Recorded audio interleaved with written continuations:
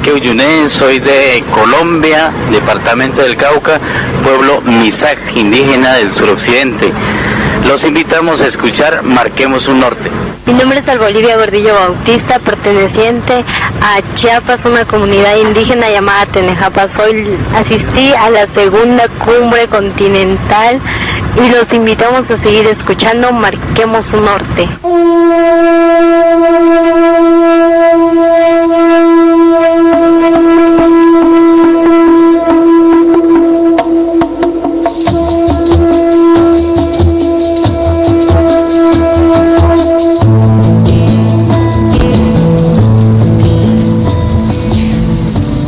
Hemos llegado a este espacio y se viene lo que es el fogón originario, que ya hace casi un año, ¿no, Daniel? Estamos ahí cerca del año, ¿no? Casi un año, en noviembre, fines de noviembre, me parece. Bueno, que empezó este espacio y se fue transferenciando. Yo tengo un compañero todos los miércoles del programa y bueno, la satisfacción que sea un hermano muy querido, y el espacio también le estoy tomando un cariño especial por esa razón, que lo que nos comparte Daniel sale de ese sentimiento originario de lo más profundo de su corazón. Bueno, y nos ha hecho emocionar muchas veces, que está bueno. Bueno, vamos a ir a la presentación de este querido espacio, el fogón originario.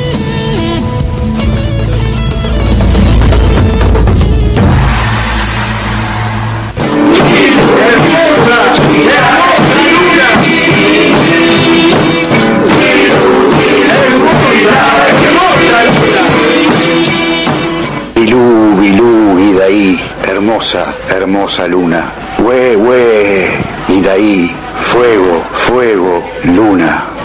El fogón originario.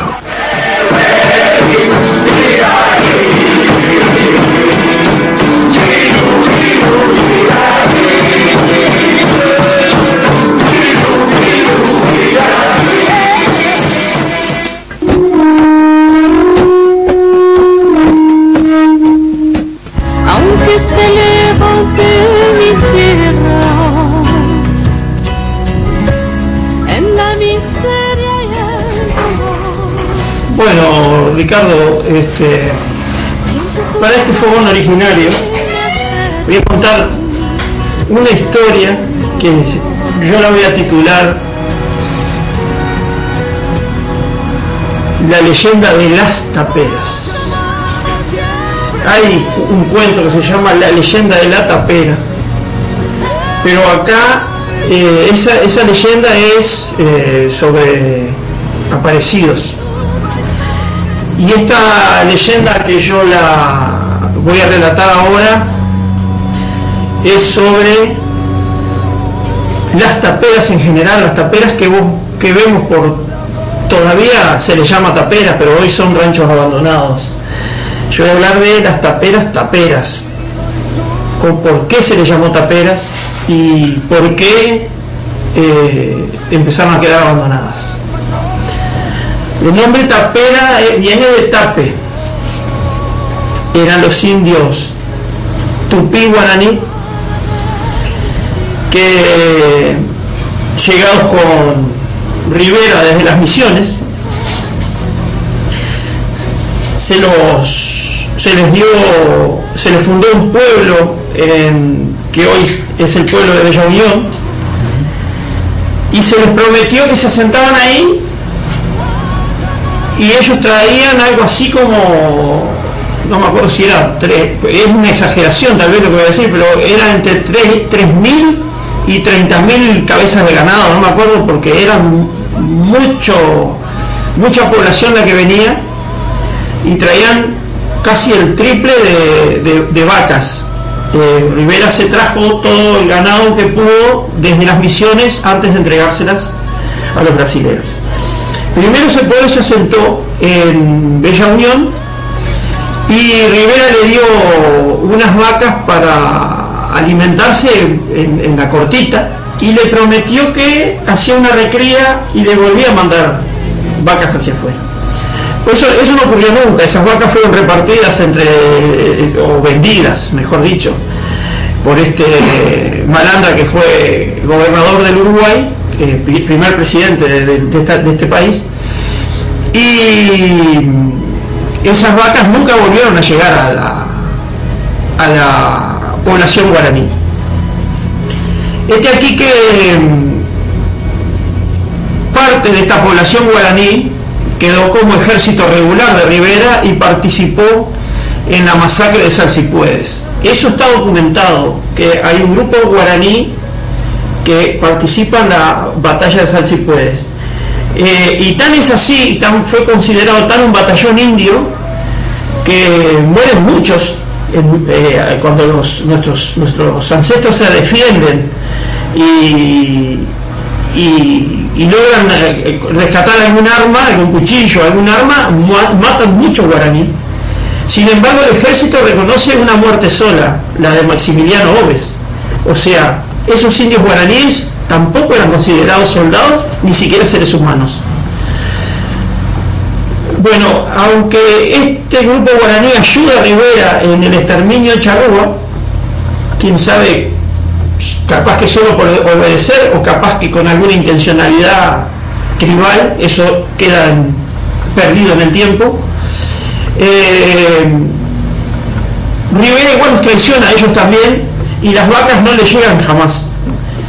Por el año 1833 estos charrúas se levantan en armas,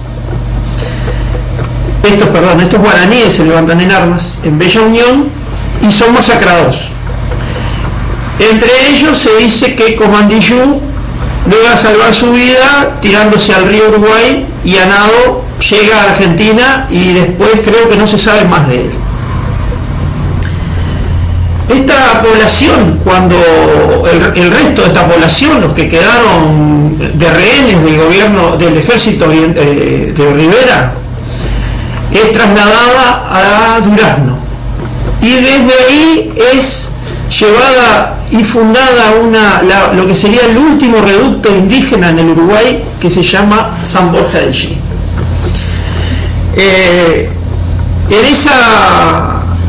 En esa reducción del gobierno uruguayo de indios guaraníes, se muere el cacique,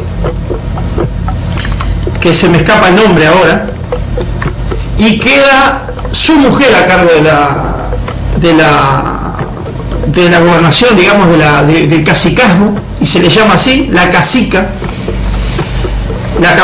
se le llama la capataza a esta señora, se me escapa el nombre también, aunque lo sabía, y ella hace prosperar a esta reducción. La reducción quedaba en un arroyo que se llamaba Villanueva del Xi, Sauce de Villanueva del Xi se llamaba el arroyo, y quedaba sobre Florida, sobre la frontera del lado de Florida. Y hay varias versiones, una que como ellos se empezaron a armar como tribu y tenían armas, el ejército decidió que no podía haber grupos armados. En ese tiempo, esto fue por 1868, ya casi por allá, y se hace un nuevo genocidio. Hay otra versión que dice que las tierras guaraníes, esas tierras guaraníes eran las más prósperas de la zona, y en los alrededores, los hacendados de alrededores empezaron a reclamar que esas tierras eran de ellos, que había que sacar esos grupos indígenas que las depredaban, y que estaban armados y que podían ser saqueadores en cualquier momento. Bueno, la cuestión es que se hace un segundo genocidio del que nadie habla, del que se sabe muy poco, y ese genocidio contra el pueblo guaraní que se había asentado en nuestras tierras, en el centro de nuestra república, también es masacrado, y los sobrevivientes también son repartidos. Como la legalidad ya había ganado había avanzado en el país, no era lo mismo que en 1830, donde en un comentario de Rivera a un subordinado le dice hay que defender la Constitución de la República, y en otro momento a otro subordinado le da una orden y el subordinado le dice pero eso va en contra de la Constitución, y Rivera le contesta la Constitución es un papel que cuando yo quiero lo arrugo y lo tiro. Eso era un estado de legalidad, pero en 1868 ya había progresado un poco eso. Entonces hacer la separación de familias y el tipo de genocidio que se hizo con los charrúas no era tan fácil de hacer en esa época. Entonces se los separó por familias, pero no podían estar juntos. ¿Y cómo se inventó esto? ¿Cómo se planeó esto? Se planeó separando las familias. Cada familia iba a un campo y el estanciero de ese campo tenía que darles un rinconcito donde plantar y donde hacerse una casa y un galpón. Era una fantochada de lo que en su momento había querido hacer Artigas con los repartos de tierra. Era una especie de fantochada. ¿Qué pasó? Los guaraníes, que tenían el secreto de la semilla del maíz, empezaron a prosperar y sus campitos empezaron a prosperar por separado, y el estanciero, que no los quería tener ahí porque él los quería de peón para él y no quería que esos campos fueran para que progresaran estas familias, empezó a echarles, empezaron como táctica, pero todos a su vez, todos los estancieros que los habían recibido, echaban las vacas en los campos donde estaba surgiendo el maíz, y la vaca se alimenta con la chala del maíz, es un buen alimento para la vaca. Entonces cuando las vacas hacían su trabajo, llamaban a las autoridades, que eran los comisarios locales o como se les llamara en esa época, no estoy muy al tanto de los nombres legales de esa época. Los comisarios venían por denuncia del estanciero y les mostraba, no plantan, no prosperan y me están ocupando parte del campo que mis vacas podrían aprovechar. Entonces la policía, el comisario del pueblo, los sacaba, los echaba y quedaban las camperas abandonadas.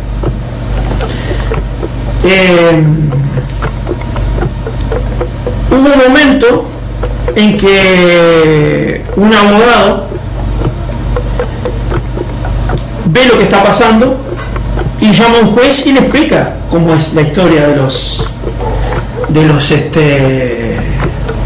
los hacendados, que mediante un truco, pidiéndole, como el campo era de ellos, le daban una parcela de tierra para que plantaran, pero no se la dejaban alambrar ni separar, ni tenían forma de evitar que las vacas entraran, y los capataces de las estancias le iban y les echaban las vacas a esos campos.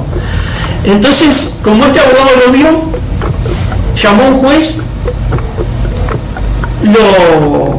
no tengo los nombres de estos casos, pero hizo la denuncia, llevó a los estancieros a juicio, y cuando pudo demostrar que le estaban haciendo trampa, de alguna forma, después de un juicio, al terminar un juicio, el abogado se retira del juicio rumbo a su casa, a la que no llega nunca, y es uno de los tantos desaparecidos que hay en este país, y por falta de pruebas, porque las tenía él, el juez vio que había que desalojar a los indígenas que no cumplieran con las normativas, que era tener los terrenos plantados, y muchos de ellos quedaron de peón desde las estancias, con su familia y todo, pero la tapera que tenían quedaron abandonadas. Y esa es la leyenda de las taperas, de por qué hay tantas taperas en el Uruguay abandonadas. Hoy hay ranchos abandonados, pero en aquellos tiempos eran casitas de barro de adobe que estaban solas a lo largo a la vera del camino, o en un monte, ya los veías allá lejos, en una serranía. Esa es la leyenda que se cuenta de cómo hicieron el etnocidio paso a paso de nuestros hermanos guaraníes. Esta historia, que no es mía, la escuché en una madrugada en Nueva Helvecia, en una radio de Nueva Helvecia, con la que deberíamos hacer contacto en algún momento. ¿Cómo no? Una radio de Nueva Helvecia que nos pase esta historia tal cual está. Pero fue una extraña situación, porque yo andaba en un camión y el camión se me rompió, pero como tenía poca carga, agarré un camión chico con una radio china que no se escuchaba nada. Pero llegué a Nueva Helvecia a las 2 de la madrugada y probé a ver si sintonizaba algo para esperar hasta las 5 o las horas que tenía para esperar, y me encuentro con la radio comunitaria esa de Nueva Helvecia, que después voy a averiguar el nombre porque tengo amigos allá, y me encuentro esta historia a las 3 de la mañana, esta historia donde hablaban todo esto que estoy relatando acá. La historia no es mía, la saco de esa vez. Esto pasó hace unos 8 años más o menos. Lo cierto es que aquella radio china que no se sintonizaba nada en ningún lado, me sintonizó y me trajo esta historia. Y me pareció muy interesante de traerla acá a contarla algún día, que se dio hoy. Hemos tenido muchas historias, pero esta de la nación guaraní y su etnocidio, que fue a causa del iniciado por el mismo que nos mató a nosotros. Con la excusa del progreso de esos terratenientes, ¿no? Exacto. Que habrán pasado con esas vacas. Yo, para mí, el tipo se las vendió a los hacendados porque no se las iba a regalar, si se las trajo él. O se las quedaba él o las vendió. Es clarito el tema. Sí. Y a los guaraníes la recría no les llegó nunca, se murieron de hambre. Comandillú organiza una revolución y tiene que huir. Algunos dicen que murió en el río, otros dicen que llegó a Argentina. Digo, esto es lo que yo sé. Mirá que hay mucha bibliografía a la que yo no he accedido todavía. Claro. Pero esa es una. ¿Viste? Está buena parte de esta historia, yo es la primera vez que la escucho, y eso es lo que tiene bueno este fogoncito original. Traernos las historias de estos originarios y de estos hermanos guaraníes, más allá del hecho concreto que es parte de la historia, que participaron del ejército de Rivera cuando intentaron exterminar a los charrúas, que fueron a una reunión organizativa en defensa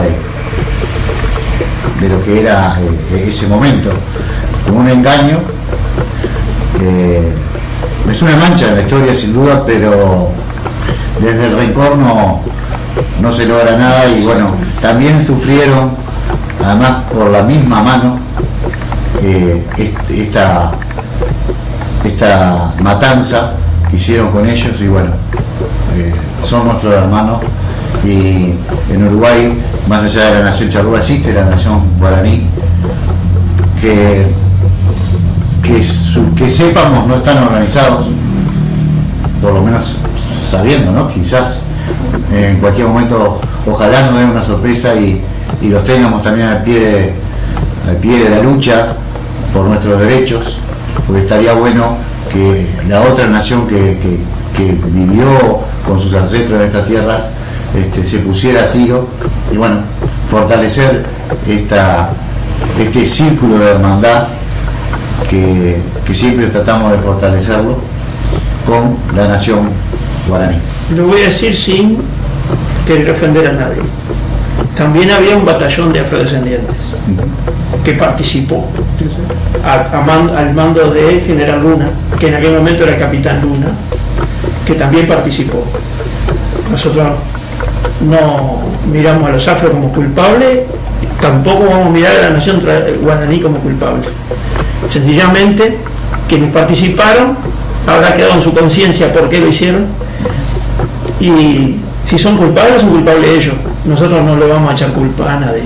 Y recordar un dato histórico que Rivera era un mulato blanco con negro. Sí, hay una cuestión que es racial desde el punto de vista malo, que muchos blancos, cuando empezaron a funcionar los dos partidos, le decían el mulatón o el mulato Rivera.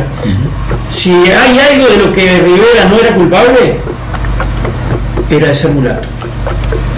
Entonces era un prejuicio racial de la época desprestigiarlo diciendo que era mulato. Nosotros no podemos caer en eso. Nosotros no podemos caer en llamarle mulato a Rivera. Rivera era asesino, pero la raza de la cual perteneció, o la mezcla de raza de la cual perteneció, para él tiene que haber sido un orgullo. ¿Está? Yo lo marco... No es discriminativo. Yo lo marco por ser racista mismo Rivera. Sí, claro. No por otra cosa. Está, pero si no mata, podemos caer en esa nosotros. Si mata a otros hermanos, ¿no? Por algo la frase... Igual ese creía blanquito. Fruto matando amigos, ¿no? Ese creía blanquito. Lo marco por esa razón. Porque era racista, ¿no? Porque intentó exterminar a los originarios de la tierra. Ahora... la nación charrúa y los guaraní. Las raíces de Rivera eran malas. La historia creo que un día la que figura como mamá de Rivera es blanca. El padre es blanco. Tenían una sirvienta afro, y se dice que Bernabé, hay quienes dicen que era sobrino y hay quienes dicen que era hermano, y según la versión que hay, la versión más fea, es que eran las dos cosas, porque parece que el papá no era santo. Más que bandidad, abuso, ¿no? Exactamente.